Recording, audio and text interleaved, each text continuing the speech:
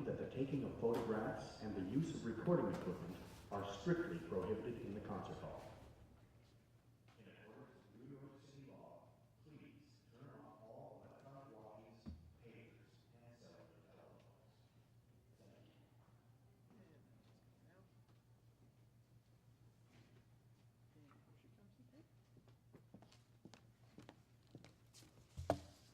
Good afternoon. My name is Freda Reitzis, and I am the director of 92nd Street Y's Goldman Center for Youth and Family.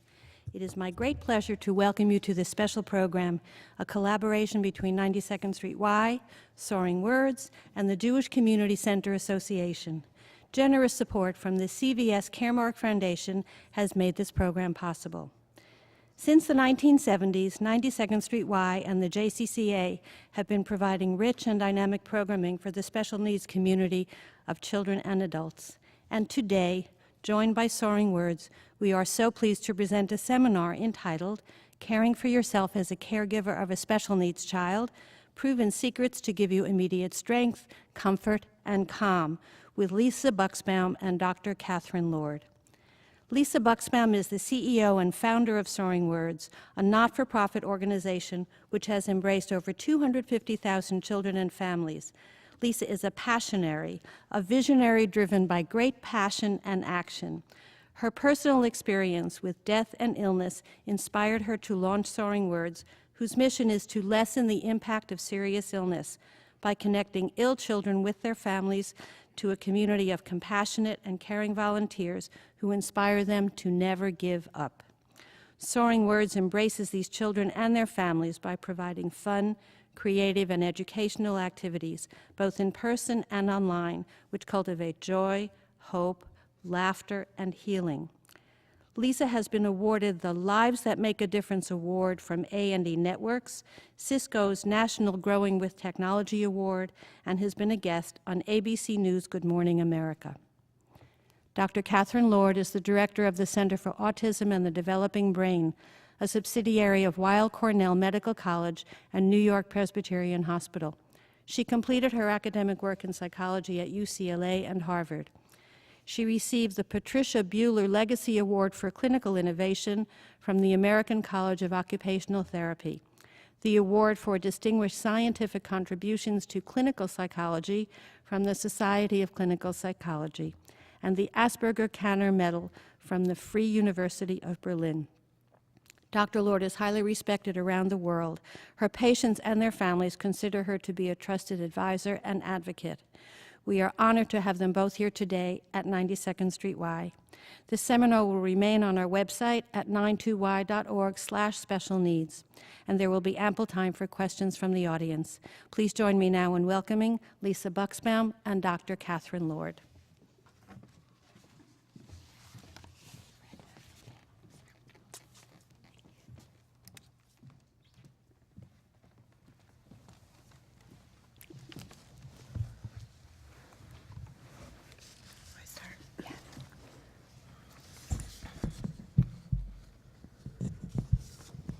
I think one of the most important things about having a special needs child is that parents' initial response is, I just have to get through this and hang on for a little while.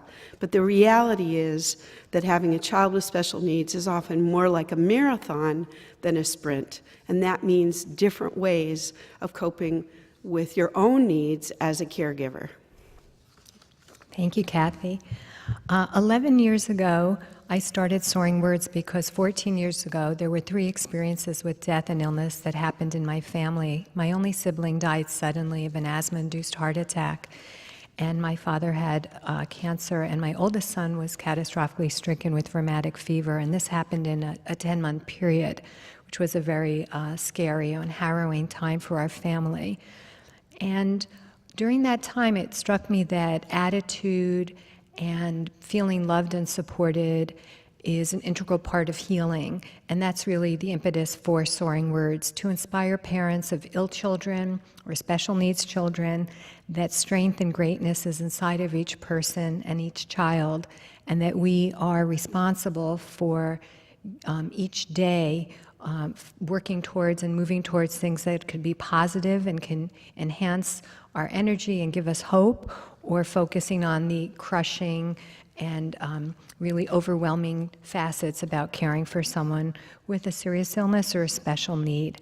And I just wanted to share my personal experiences with you so that you appreciate that I understand what you are going through. And first of all, and also to say that having spent many, many hours in hospitals all around the country, in clinics and speaking at schools, a lot of the issues that we're talking about are designed to really help give you that strength and support to take time for yourself in addition to caring for your child and the rest of your family.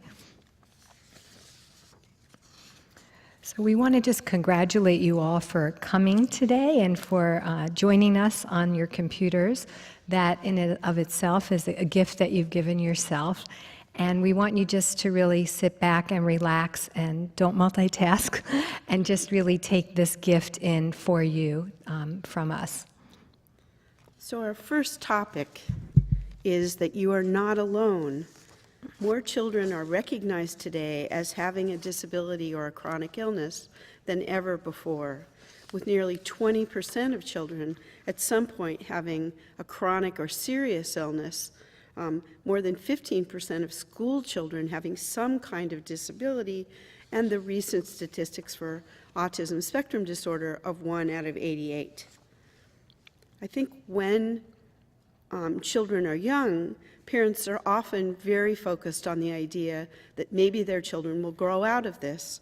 And sometimes this happens, but it doesn't always happen. And often a more useful way of focusing is how can we do the best for our child to give this child the most help and help this child be the most that he or she can. Today we're going to share success strategies and real-life examples of effective caregiving that will help you get some breathing room and also to realize your dreams and maybe grab a few moments for yourself and your own enjoyment. In our experience, families who are thriving are the ones that say, we're going to make this work, we're going to have a normal life, and we're not going to let this define our whole family. This isn't going to be the one thing that's going to define us. But sometimes this normal is a new normal, and often families do have to shift around things. They do have to change in order to make a normal functioning household. Being organized, having backup plans, preparing for events before they happen, can give a child, the child's siblings, and you a greater probability of success. And I was just thinking of a family that comes to see us in our center, and initially it was quite hard to get the child out of the car and into our center because he wasn't quite sure what was going to happen to him. But we have a really nice sidewalk leading from the parking lot to our center, and the family brought the child's helmet and his scooter and the dad's scooter, and they just scooted their way to the center. So this was a wonderful lead-in to getting him indoors, and now he loves to come. The first step is really taking an honest look at what is working and what isn't working in your life and what's difficult for you as a caregiver. And when you look at those pain points, then you can start to address them. And also to look at where your support comes from and how can you get more structure and support into your life. So the first success strategy that we're going to share is grabbing 2% of the day for yourself. Yeah, right. I know what you're thinking. How could I possibly grab 2% of the day or any time of the day for myself? But I'm telling you, and we're telling you, we're giving you permission that this me time that you take will give you more strength, more clarity, more calm, so that you can be a more effective caregiver or parent to your child with special needs. And you'll also feel that you're retaining a little bit of yourself for yourself. Here's the catch. During this 2% of the time that's me time, you can't cheat and do laundry or errands or make medical appointments. It has to be doing something like taking a warm and luxuriant bath or reading a pleasure book or something calling a friend, meeting somebody, getting your hair cut, but it can't be spent doing errands and other things that are on your ever-growing to-do list. So the goal is to take 30 minutes a day for yourself. So again, this is less than 2% of the day. But you can also start with 10 minutes or 5 minutes and gradually work up, just to get there if this feels uncomfortable. So if you want to take the best care of your child, you need to just take a little care of yourself. And if you can't physically leave the place with which you're caregiving, just try to do these other things that are distractionary. But what we do recommend is actually putting on your coat, standing up, and just walking around the block for 10 minutes, as Kathy said, or physically just going somewhere where you could turn your cell phone off and you could just be on your own. We're both giving you permission to do this. And naturally, you may feel guilty at the time that you do this, but take the time anyway. And eventually, you'll appreciate how much you need this time and how much your mind and your body enjoys the gift of this time, and how much better you'll be as a caregiver going forward. Our next suggestion is to make a plan. Map out your time in a strategic way. What do you want your normal routine to look like? Create a plan for a day, a week, or a month that helps you be as organized as possible. And you may feel like you just don't have time to get organized, but it's worth the time to step back and organize what you want to focus. And again, I'm thinking of a family that I know who really wanted to take their young daughter who had autism out to dinner.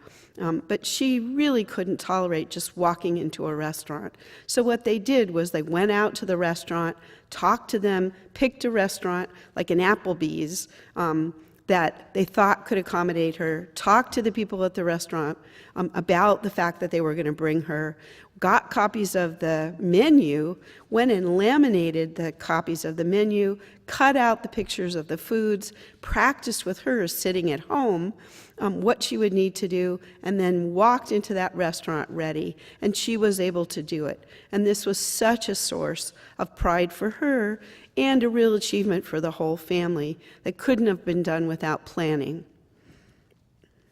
Thanks, Kathy. That's such an inspiring story. And it really shows that taking that time to map things out and to be strategic will give you the payback on the back end of it. And what we recommend is doing this the old-fashioned way, not with electronics, just taking a piece of paper and a pen and writing down the 7 days of the week, just like you see on the slide, and then putting in what are the most important things that you'd like to make sure there's time for, and then putting the other things in as well.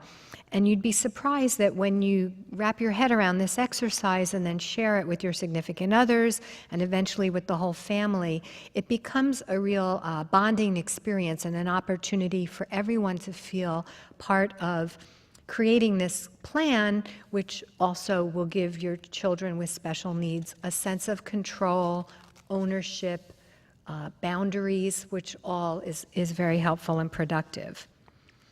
So some of the questions to ask yourself when you're doing this exercise are, what are the priorities really? And then what are the priorities for the whole family?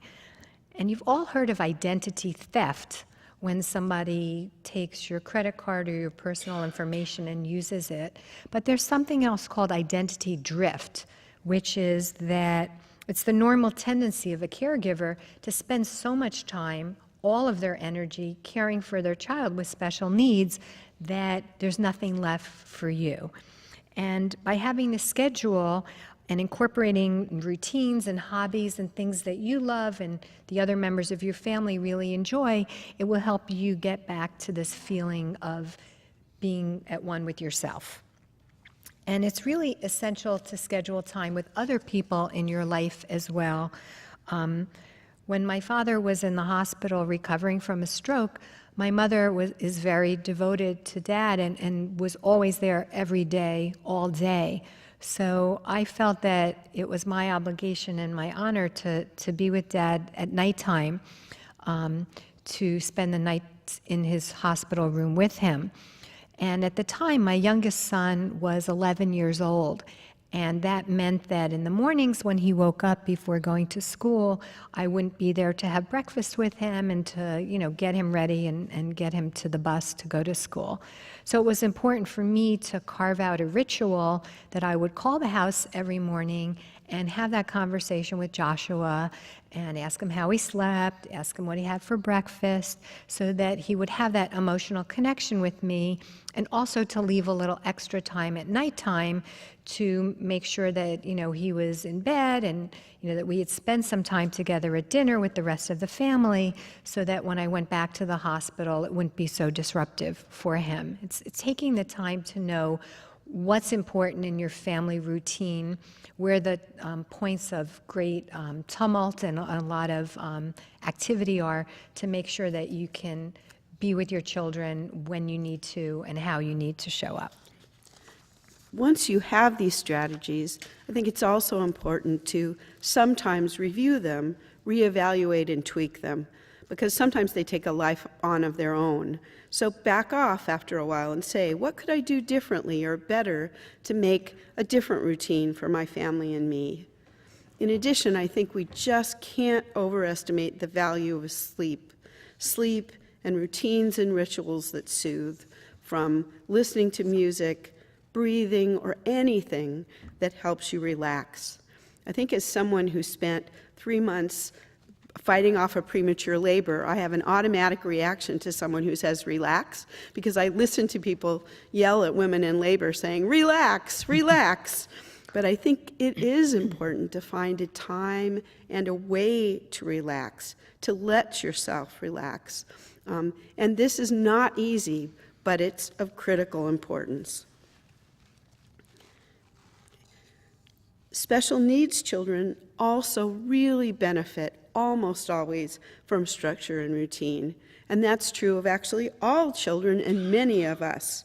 It gives us a sense of comfort, a sense of control, and for special needs kids, it often gives them a way to anticipate what's going to happen and gives them more awareness of what their choices are in terms of what's happening to them.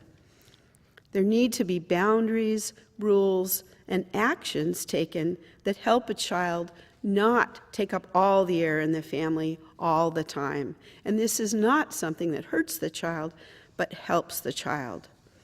You aren't doing anything beneficial for your child if that child feels the whole world revolves around him or her. So I think once you've set up strategies, you also do want to back up and say, what could be better here? And what should I do differently? And what's changed so that we might want to reconsider? Excellent. A pressing question among many parents is, how can I effectively parent each one of my children? One of the most difficult situations for families with a child with autism or sometimes other disabilities is what happens when the child's siblings' friends are uncomfortable around the child with autism. And I think here, families work out a number of different strategies that range from moving on to other friends, just saying, look, we're going to be friends with people who do accept our child, to being realistic and saying, we just have to figure out how the one child can have relationships where the other child isn't intruding. Sometimes setting up routines here can be helpful. So having a routine so that the child with autism does come out and say hi to your other child's friends, but then knows that they do have to back off, just as you would say to a younger child who wants to be right in there with his big brother. Another thing may be to have particular activities that the child with autism can do, such as playing Zengo or doing puzzles with the other children, but then again giving them some space. It's also very important to encourage the siblings to tell you what they're thinking and help them identify their feelings by naming it, saying, it sounds like you're frustrated that Sarah doesn't want to play with you right now, or that Sarah wants to play with your friends. And if you have the feeling that something is wrong, ask the child. It's all right to guess what they're thinking, but then say, is this what you're thinking? And let the child correct you. On the whole, the higher expectations you have for your children, the better they will behave.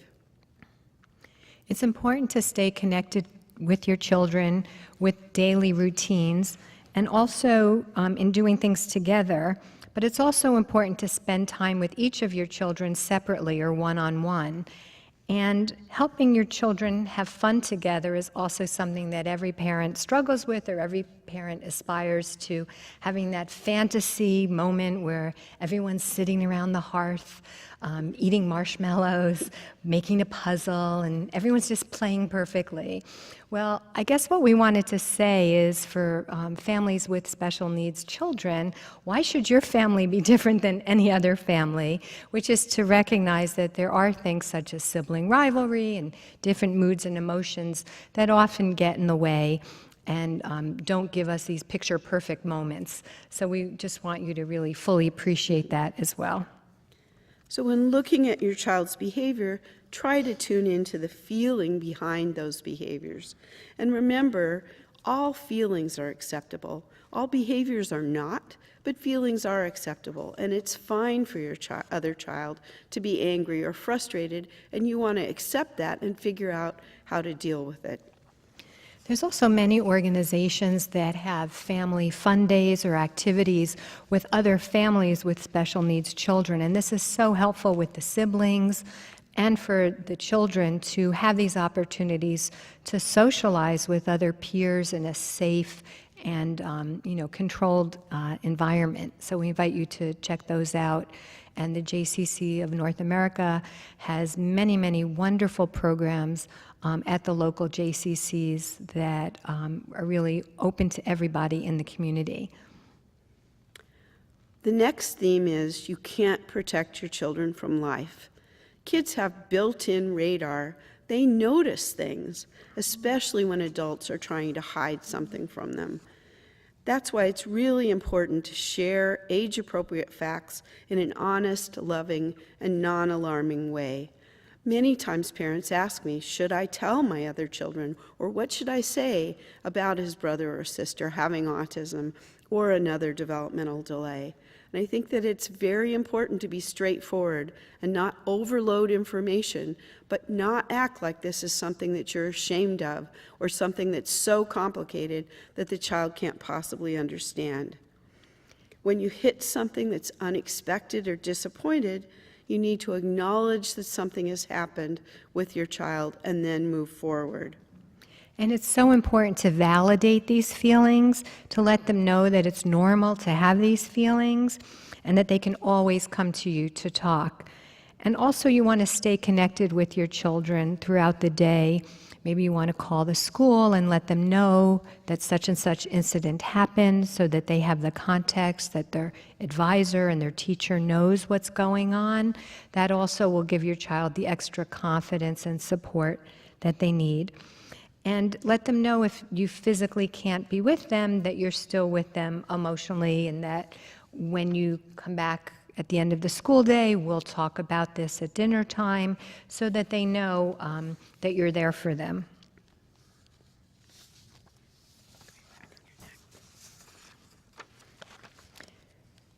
You need to take care of yourself before you can take care of someone else. Whenever you fly on a plane, you hear the steward say, before putting on the oxygen mask of your child, make sure you put it on yourself. So we're calling this the rule of the oxygen mask.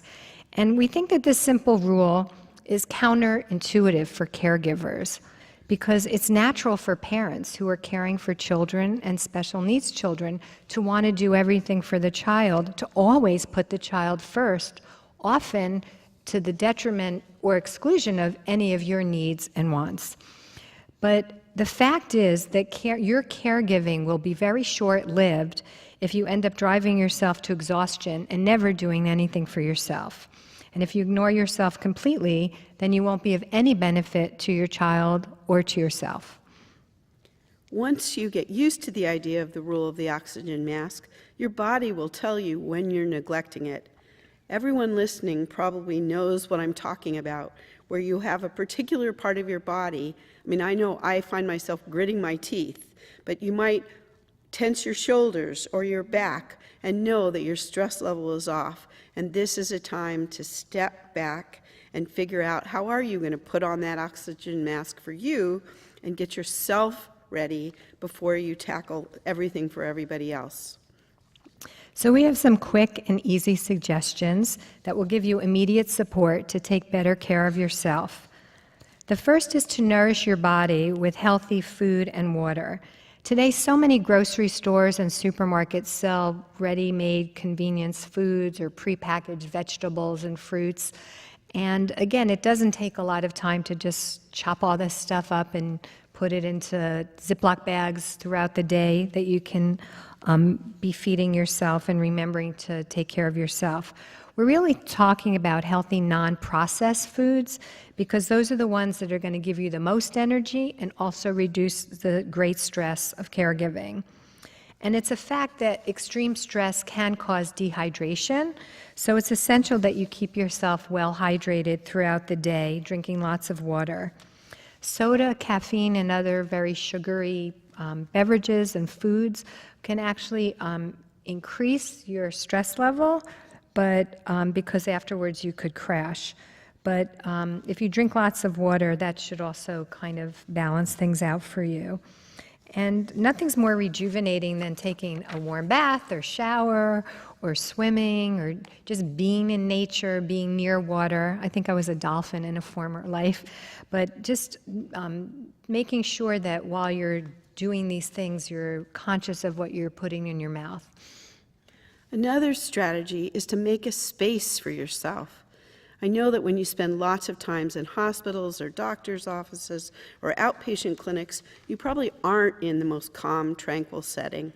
But it's okay to look around and find a space where you can sit outside, a space where you can be a corner, where you can be in the doctor's office, and take your own things to read so that you are basically making your space.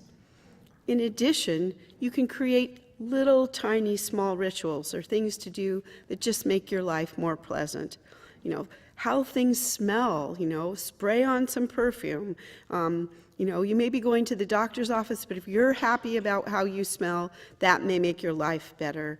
Music, load up your iPhone and get those earphones out just like the teenagers.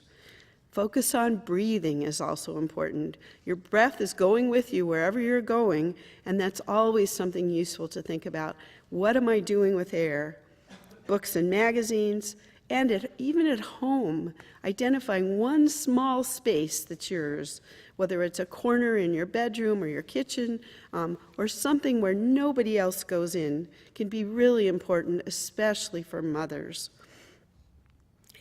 By the way, you smell fabulous. Getting professional help is a tremendous sign of strength, whether talking to a counselor, a chaplain, a religious leader, a social worker, or a caregiving support group. If the first person that you reach out to isn't helpful, if you don't feel that there's a good connection there or that you can't really relate to this person, please find somebody else. Because when you do find somebody, it might take a few tries, but when you find the right person, it can just be such a safety valve for you and give you such tremendous feeling of being heard and being seen and being held by a professional who can help you. The next point is also really important. If you're experiencing any physical symptoms or you really feel overwhelmed or think you might be depressed, it's very important to go to your doctor and schedule an appointment. Equally important, it's critical to stick to your routine physical checkups and dental appointments. Doing this, missing these kinds of things can cause great problems later on that you don't want to inflict either on yourself or your family. Sadly, many people turn to drinking or drugs, recreational drugs, or over-medicating themselves with prescription drugs to reduce the stress of stressful situations. And it's important not to use drinking or prescription drugs to kind of to block you from these feelings or to help you cope as a caregiver. So if you find yourself in this situation, again, it's very important to seek professional help. And last, Again, don't underestimate the importance of sleep. It's a fact that a good night's sleep and even a 15-minute nap has restorative healing properties. Get yourself a good eye pillow so you can close your eyes, and if you need to, fight for the time, even 15 minutes, to go lie down. Tell yourself if you don't fall asleep in 15 minutes, you'll get back up, but read, relax, and try to sleep. There's been so much proven about the therapeutic value of those 15-minute cat naps. Yep. That really are restorative on a cellular level. Yep. So our next discussion is about food. Basically, you are what you eat, and every bite that you put in your mouth or that you don't put in your mouth makes an impact. And there's a reason why they call some foods comfort foods. So, people are using food to fill in the void. Maybe you're feeling a little sad, maybe you're a little bored, maybe you're a little anxious. So it's important to not eat unless you're really hungry. And Dr. Joel Furman, who's the author of Eat to Live and a collaborator with Soaringwords, he recommends 3 meals a day and just really, eating and feeding yourself and nourishing yourself and looking to foods like vegetables and seeds and nuts and mushrooms and onions and healthy foods like that to give you a lot of stamina. And the more energy you have, the better that you'll feel, and also the more strength you'll have to be a loving and effective caregiver. Your body needs to move, and exercise will keep you healthy and strong. Find a way for your child to get some exercise as well. Your child will be happier if he or she gets to move. Can your child go for a walk, run, or bike with you? Is it something you can do together? If there's any way for you to exercise with your child, this is a win-win situation. Sometimes it may not be great exercise for you, but at least you get to go outdoors or be part of what your child is doing. If you can't, you have a powerful modeling opportunity showing your child that you're going to go out in the morning for a run or go for a swim. That's so true. And endorphins produce serotonin, which is known as the happy hormone, which is why we hear things like the runner's high. It's your body's chemistry being altered, giving you that natural energy boost. And most caregivers think that I don't have the time to exercise.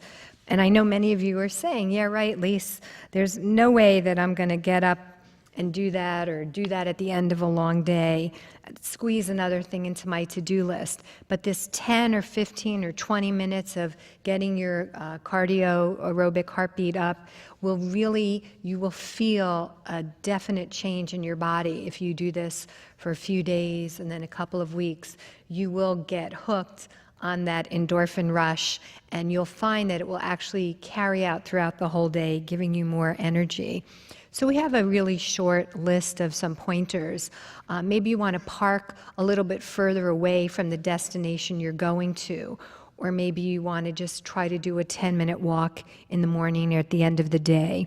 Maybe you want to take the stairs instead of the elevator, or you could recruit a friend or another parent and do some exercise together, because that can help you stick to making sure that it happens when it's on someone else's calendar as well as yours. When you give exercise a priority, you not only do this for yourself, but you're also a really good role model for your child. The next topic you're going to love. It's called Let It Go. Eliminate toxic influences from your life. Let's take an example of a grandparent who perhaps unintentionally is very critical. When they say, for example, I don't understand why you don't just make him behave, or I don't understand why you're so tough on her, it's all right to say, I don't want to talk about this. And then say, this is what would help me. Or just say, look, let's not talk about this today. Sometimes having a third party who can remind the grandparent that the best thing he or she can do is support their child, in their parenting is really helpful. When you're a caregiver, you have a great excuse to discard anything in your life that isn't really serving you anymore. Energy drainers, time zappers, toxic people. There's a long list of things that are really depleting you. And you can easily just say to someone, I would love to get together with you, but I just can't possibly do that because of my schedule. You really don't have the luxury of having these negative influences weighing down on you. And we are giving you permission to let go of these influences from your life whenever possible. And we're also giving you permission to try to let go of the idea of being perfect. Because first of all, nobody is. And second of all, the sooner you get rid of this unrealistic expectation, you'll feel so much relief. So it's really about letting go of unrealistic expectations and at the same time, not giving up on your dreams. If you do have future goals and aspirations, that's wonderful. They just might not happen in the exact timing that you want them to happen, but it's really helpful to have you have something to look forward to and to move towards.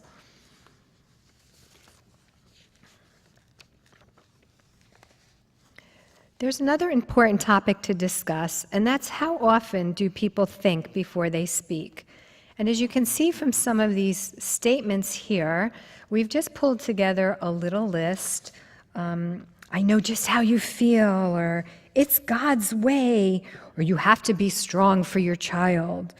It's meant to be. Is there anything I can do? Just call me. Oh, except next Tuesday I'm doing this, and next Friday I'm doing this, and Wednesday and Thursday aren't too good either. Realize that sometimes your friends just don't know what to say, but they would help if you guide them.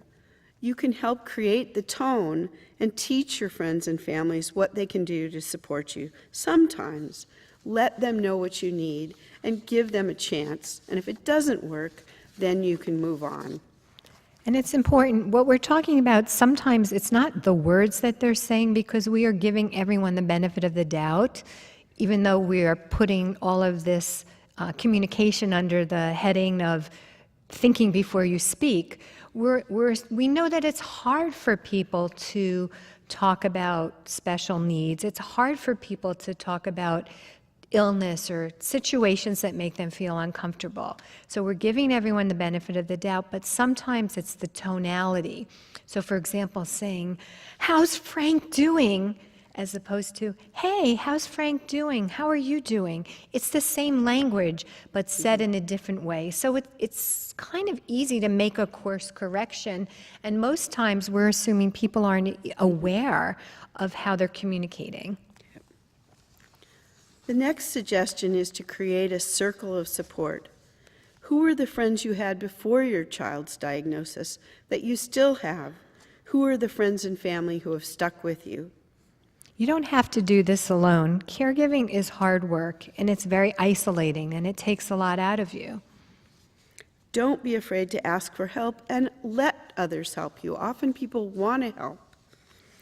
We want you to create a safe space that supports you and where you can share best practices and wisdom. What do we mean by safe space? It means paying attention to only sharing your most vulnerable thoughts, fears, aspirations with someone who can meet you where you are and isn't going to fix it or judge it or make you feel worse than if you hadn't shared with them in the first place. The right therapist or counselor can help you express your feelings and can listen to you outside of your family. In addition, support groups, particularly those that are facilitated by a professional, can help you, can give you insights and sometimes help you build a community. Online communities are wonderful with a very important caveat that sometimes people will share horrific anecdotal stories that may or may not even be true, and that could actually traumatize you. So if you are going to go to online communities, make sure they're from a reputable organization and that they're moderated, and just make sure that you don't believe everything that you read on the internet. Our next suggestion is express your feelings. Let the people that you're working with know how you're feeling. Don't keep things bottled up. I was recently working with a family that had 3 small children and a grandmother who was very actively involved helping the mother. The parents were very competent and listened and tried out everything I suggested. And after I would see them, I would send them an email summarizing what we'd done and making further suggestions.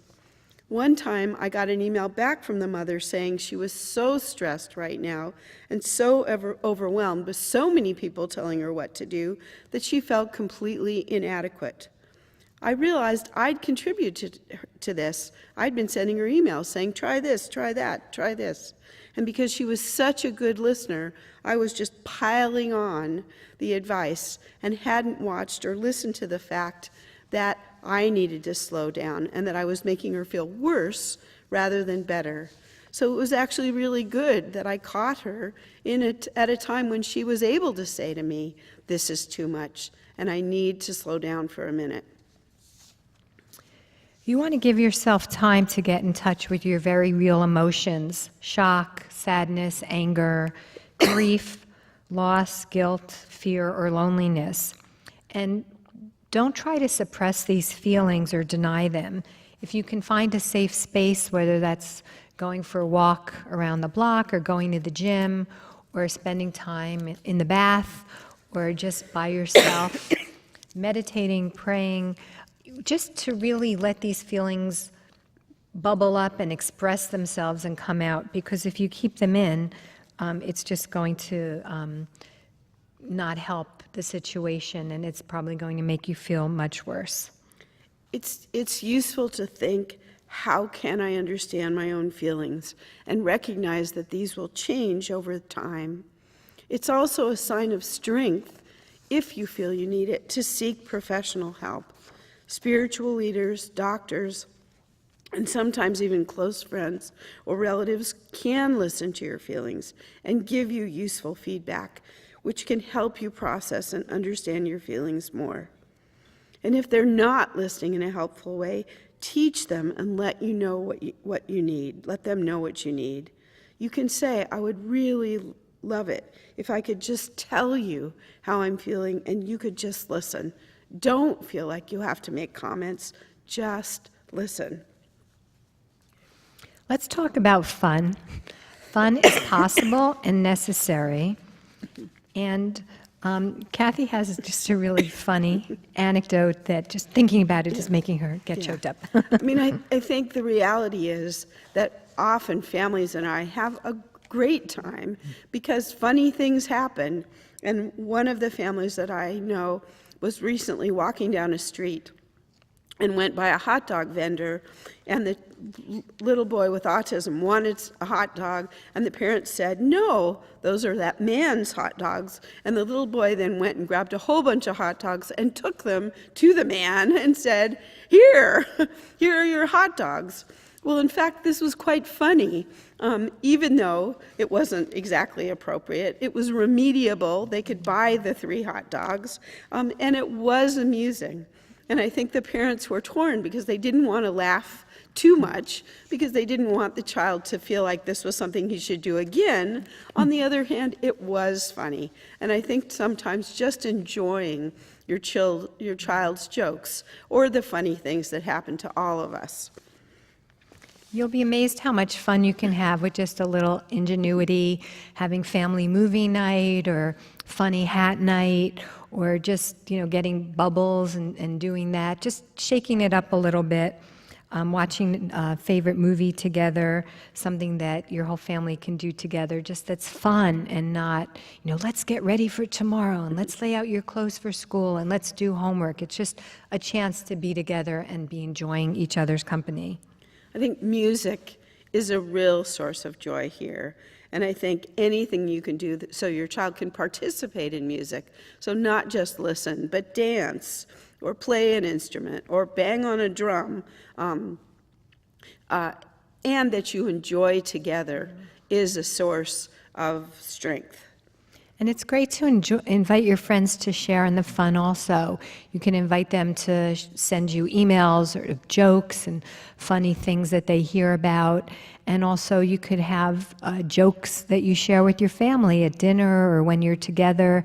Because when you laugh, there's a lot of tension in the jaw. There's like 7,000 muscles there, and just to release that tension, it's so great, and it changes the whole energy and the whole dynamic. And I don't think don't feel guilty when you're having fun. You deserve to have fun, and lots of things are truly funny. I work with a little boy who makes constant jokes, and they're hysterical. He's only 2, and he already figured out how to say cuddle down instead of cuddle up. And just the fact that he noticed this, and this was really funny, I think is a source of joy for all of us. And it's also important to celebrate accomplishments, which maybe for other children would not even be something that would be discussed, but for your child is a major, major accomplishment. To really just make a big deal about that and to really revel in that and to really celebrate that, not looking at what still has to be accomplished or what perhaps may never be accomplished, but just saying, wow, this is such a great thing, and really making a big deal about it will give everyone so much joy and pride. My eyes got out of order. We also want to tell you something very significant, which is that crying is a healthy release. And we want to give you permission to cry because you can express overwhelming emotions that you're carrying and release them. And actually, when you cry, there's a positive chemical benefit. So when you're chopping onions and your eyes start tearing, which is actually quite annoying, there's no chemical or there's no physical benefits to that. But when you're crying because you're just releasing emotions or you're experiencing deep emotions, your body is releasing toxins.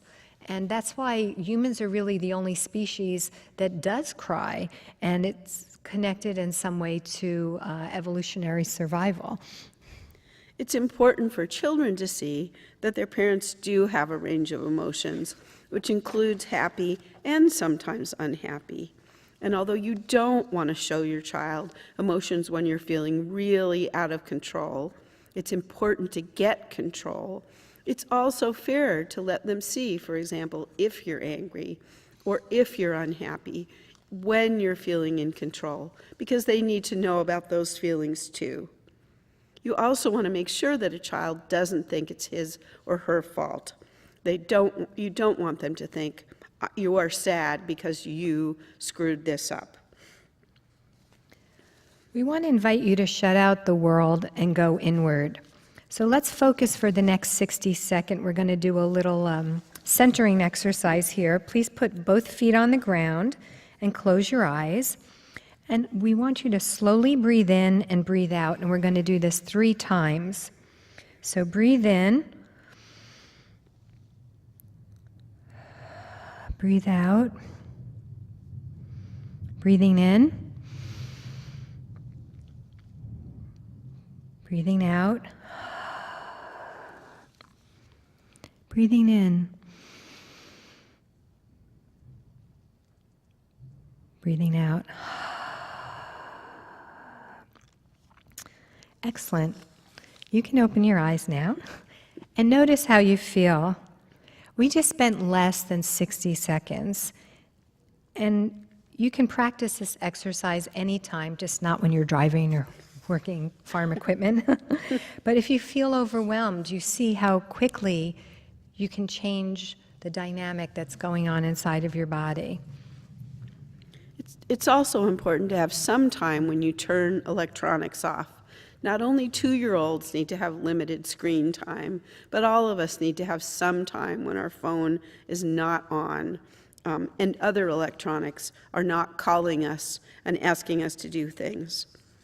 It's worth it to give yourself some reflective time each day, some time to sit and have a cup of tea or coffee, time to walk around the block without an agenda. It could be 5 minutes when you're lying in bed before you jump out of bed in the morning, or 5 minutes before you go to sleep. but just a little bit of time when you're not doing anything. One of my favorite positive interventions is keeping a gratitude journal. It's so simple and it has powerful ramifications throughout your entire day. And if you do this for 3 weeks, even 6 months later, there's a change that's been noted scientifically and proven. So it's very simple, and what I did was I brought my gratitude notes from this morning. It says, today I'm grateful for a big blue sky with lots of clouds, being able to take a shower, and eating a delicious fruit salad. So I keep these cards on my night table and just do this exercise before jumping out of bed and starting the day. And centering, as we saw with the breathing or with this gratitude exercise, can take less than 2 or 3 minutes, and it really sits with you and stays with you the whole time.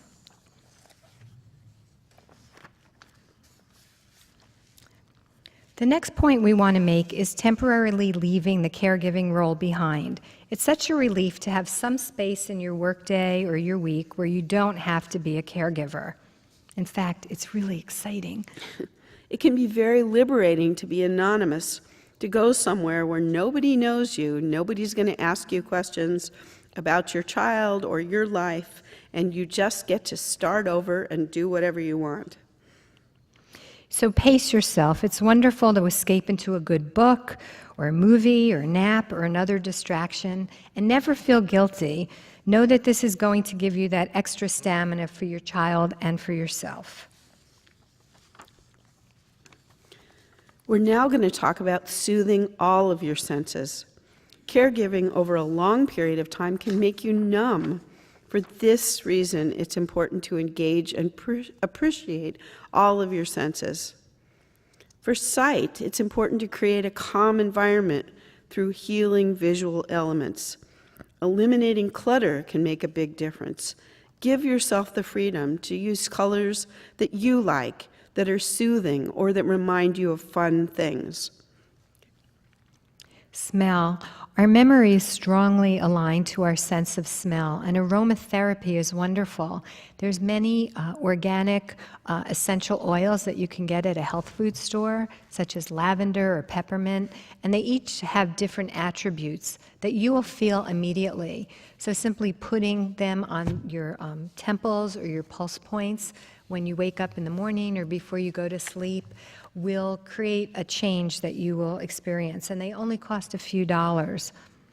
Touch is also one of the most powerful emotions and senses, and one of the questions I always ask people when I travel all around the country going to different hospitals, I say, may I give you a hug? And people say, okay, or not, which is why you have to ask, but the sensation of touching another person, body to body, and just knowing that you're not alone and having your body touching someone else's body is so, it's so powerful, it's so transformative, because it lets people know that they aren't in this by themselves and they're not totally isolated. That ability to be able to give and to receive love or support from a total stranger is very powerful, and certainly from people that you know and love as well. For sound, music, as we've said already, can transform and lift your mood, but quiet can also be healing and restorative.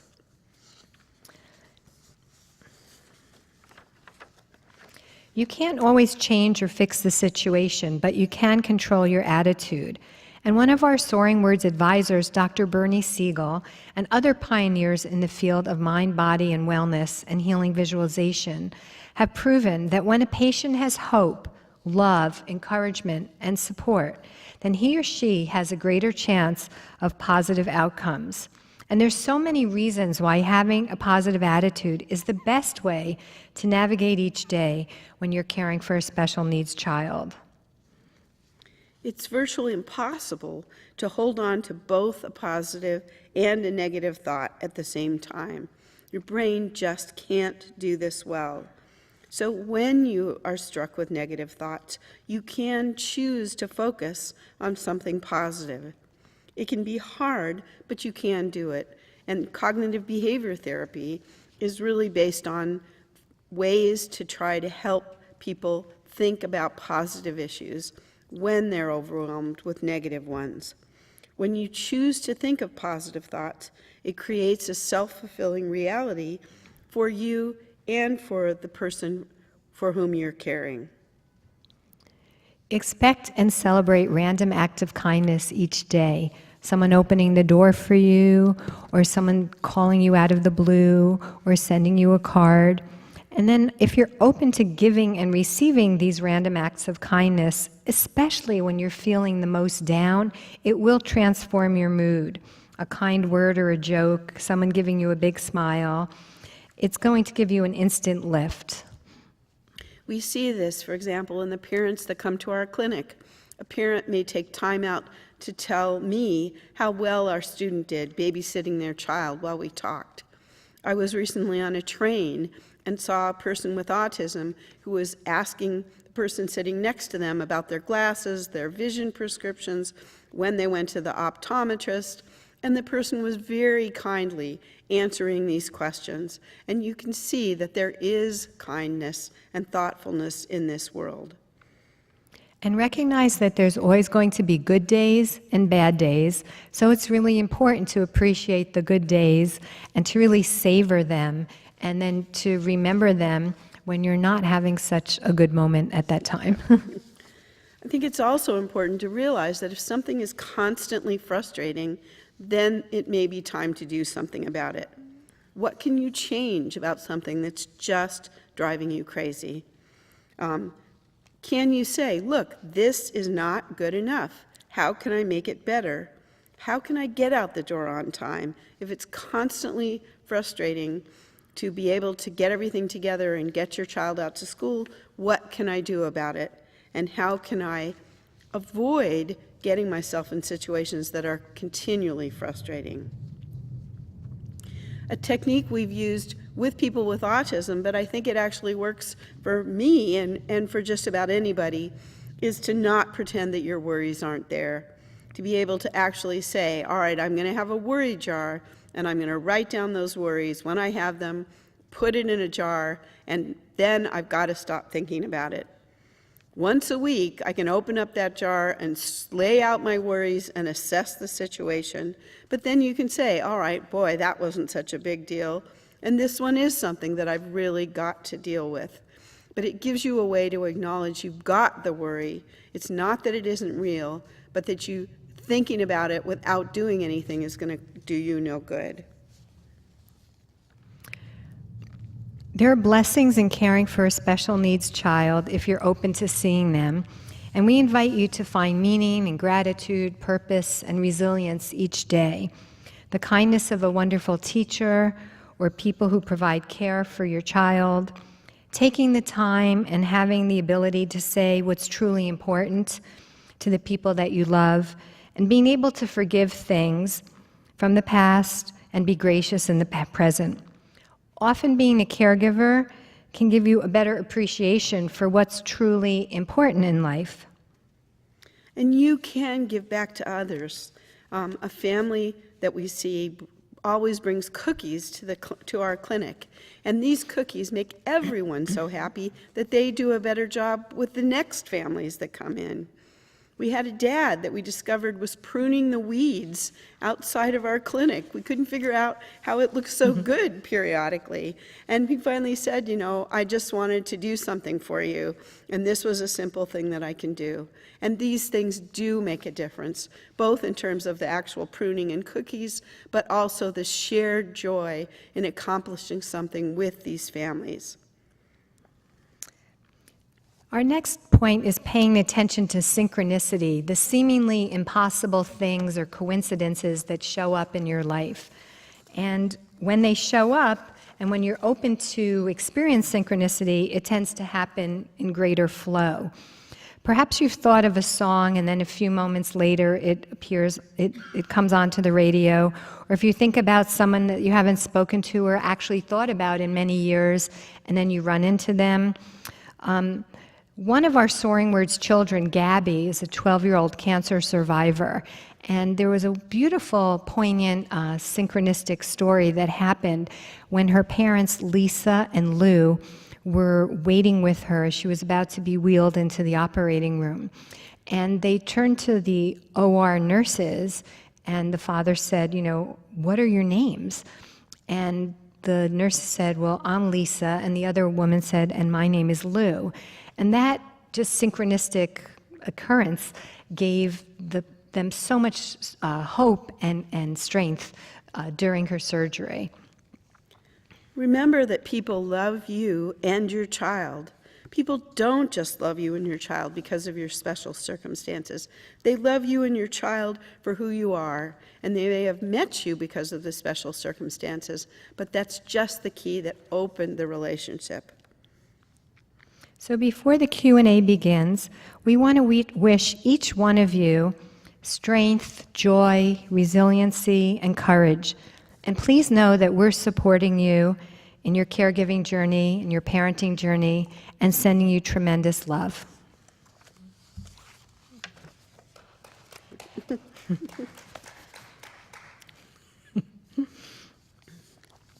So what we'd like to do is invite you to send in your questions and your feedback to HEAL, H-E-A-L, at Soaringwords, SOARINGWORDS.org. And we will get back to you in response to each and every question.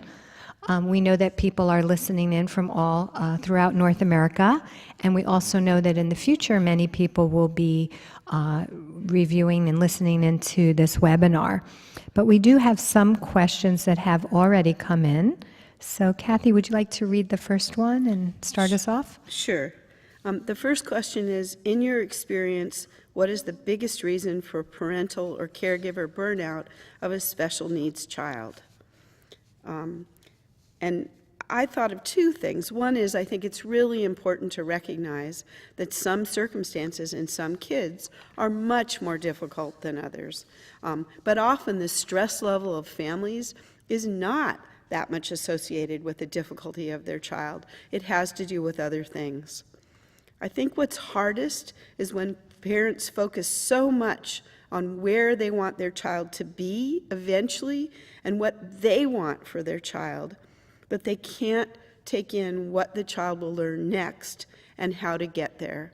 And the discrepancy between what they want in the long run and their own desires is so huge that this becomes exhausting for everybody.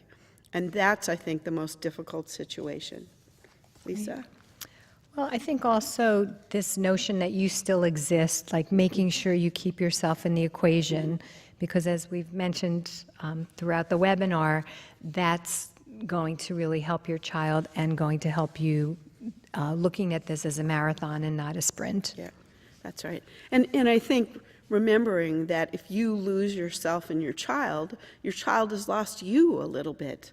Right. And the child needs you as yourself, not just you caring for him or her. Right. The second question is, what are the quick fixes that you'd recommend caregivers remember to make life more bearable during difficult medical situations? Do you want to start? Sure. Well, we think it's really important to be grateful in the here and now and to be present, because so much worrying could happen about tomorrow or the long-term future that really dissipates your energy and takes you away from caring for your child in the present and also depletes you in the present. And we can't overestimate the importance of a sense of humor that really helps getting through very difficult times. And I would agree, just taking one day at a time, remembering that things get better. Problems may not go away, but over the long run, our bodies do help us adjust to things.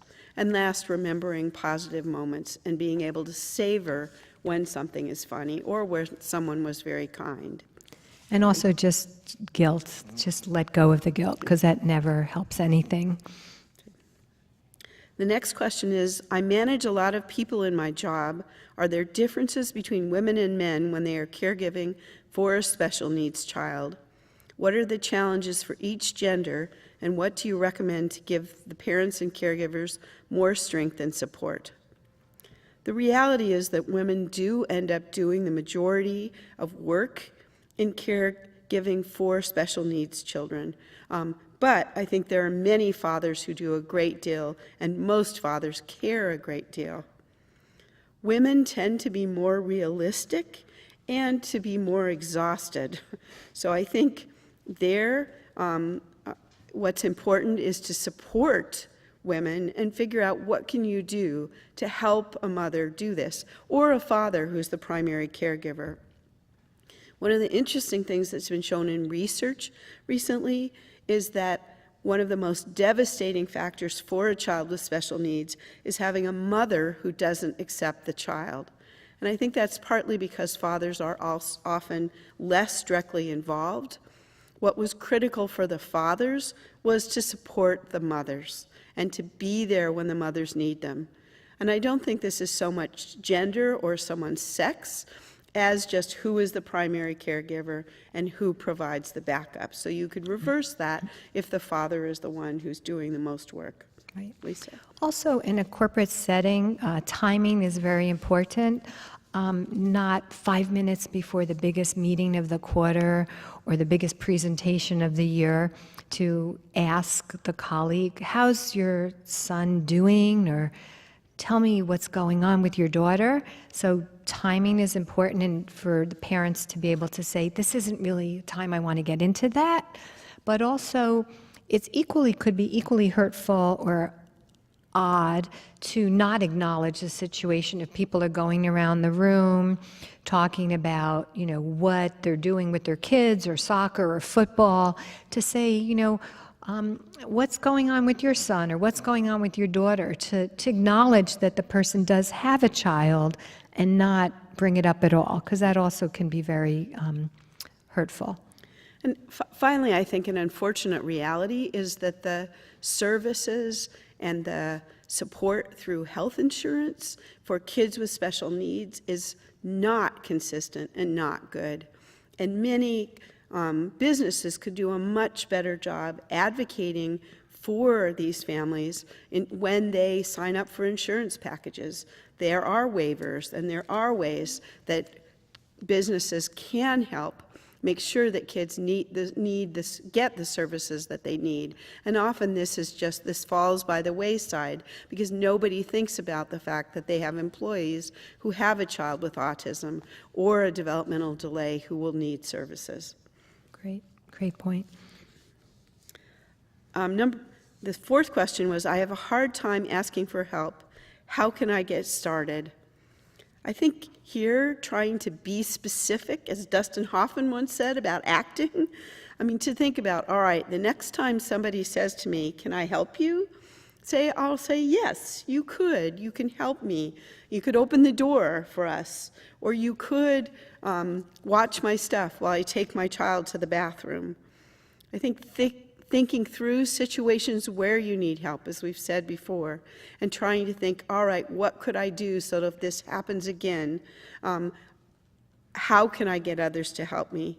And finally, practice. It's okay to say, to your husband or your wife, I need to practice what I would say in this situation if somebody asks me if I need help. And that's so true, because the more you practice, it just becomes second nature to you. And we also recommend starting small, like asking someone, could you cover carpool for me on Wednesdays? Because it doesn't really work. I have to go to PT. And it's just asking. The worst thing that could happen is that the person would say no, but they might say yes. The next question is, my spouse and I differ in how we discipline our child. What are your suggestions? Well, this is a great question, and again, certainly applicable for parents with special needs children, but it also, we want to remind you, it's applicable for any parents, and we want to thank you for asking it. As much as you can, you want to set ground rules between the adults so that the child won't feel that he or she is causing any tension or friction. All children, including special needs children, need discipline and ground rules and boundaries to feel safe, but it's good to maybe just step into the other room or not have that heated blowout discussion in front of your child. I agree. I think that the critical thing here is the child's perception has to be that the parents are working together and that the parents agree on what the rules are. It's also not fair to leave it to one person. So the child will pick up very early and have a very clear sense if it's all right, wait till your dad gets home, or mom is the one who catches me doing this and dad doesn't care. Underlying all this, I think the issue is not so much how you discipline, but what and when you discipline. So if one parent is not someone who ever raises their voice, but will put the child in a timeout or say, look, that you really can't do that, and we're going to have to back off and turn the TV off for a minute while you get control over yourself. And another family member does it in a different way, as long as you're responding to the same characteristics in the child and you have the same rules, that makes less difference than what you actually do. Our last question is, I feel guilty because the siblings of my special needs child often get less attention and are asked to do more around the house. Will this have a long-term detrimental effect on their lives and their happiness? This is another great question. Thank you for sharing it. Actually, if you give all of your children loving attention and individual support, even for a few minutes each day, research shows that siblings of special needs children can grow up to be resilient, independent, and grateful in ways that other children often cannot appreciate. I agree. The fact is that many siblings of special needs kids go on to be incredibly kind, innovative, and wonderful people who do things differently because of their sibling. On the other hand, I think it is worth remembering that if you give up 1 hour of PT or OT or speech therapy for your child with a disability, that actually ends up being an afternoon because you're driving him, picking him up, and sitting there. And that means that you're missing your other child's entire soccer match that's once a week. That may not be worth it. That extra hour for the child with a special need is not necessarily more important than something very crucial for your other child. Having a sibling for a child with a special needs is one of the most wonderful things that can happen to them.